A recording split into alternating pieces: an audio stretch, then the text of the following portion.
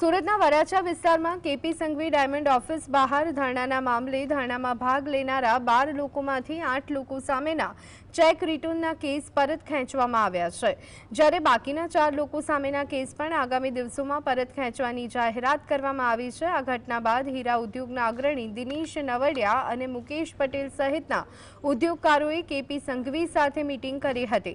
આ પહેલા કેપી સંઘવી દ્વારા કુલ 42 પરિવારો સામે ચેક રિટર્નના કેસ દાખલ કરવામાં આવ્યા, જેમાંથી 22 પરિવારોની નબળી આર્થિક સ્થિતિને ધ્યાને લઈ તેમની સામેના કેસ પહેલા જ પરત ખેંચી લેવાયા।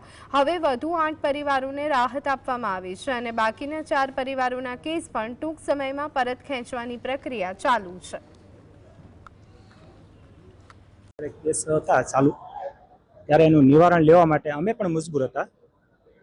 અમારું એક કર્મ હતું એ કે ભાઈ અમે હવે છેલ્લો સ્ટેજ હતો કે ભાઈ અમે એકવાર અહીંયા બેસી અને જોઈ લઈએ। તો અમે તે કેપી સંઘવીના ગેટ પાસે બેઠા હતા। 2 દિવસ બેઠા। અમને જ્યારે આ લોકો જ્યારે દિનેશભાઈ નાવડિયા ધારાસભ્યોને એને જ્યારે મિટિંગ કીર્તિભાઈ સાથે કરી છે અને મધ્યસ્થીમાં એને સમજાવ્યું, બધા એકાબીજી સમજ્યા, અમે સમજ્યા, બંનેની સમજણ દૂર થઈ। આ કેસોની અંદર પણ ઓલરેડી સર્વે એમનો ચાલતો જ હતો, આ બધી પ્રોસેસ પહેલાં પણ।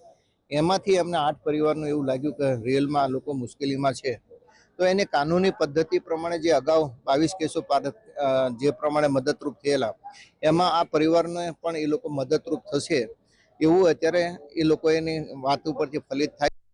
7 વર્ષથી અમે હેરાન થઈ રહ્યા છે। હવે આજનો દિવસ અમને સુખ શાંતિ હોય એવો કંઈક લાગે છે, એટલે તમને કે તથા કીર્તિભાઈને તથા ધારાસભ્યોને બધાને અમારે ખૂબ ખૂબ આભાર માનવી છે। અમે ધરણા પર એટલે બેઠા હતા કે અમારા કેસ ચાલતા હતા, એટલે એનો નિકાલ નહોતો આવતો, એટલે અમે ધરણા પર બેઠા હતા।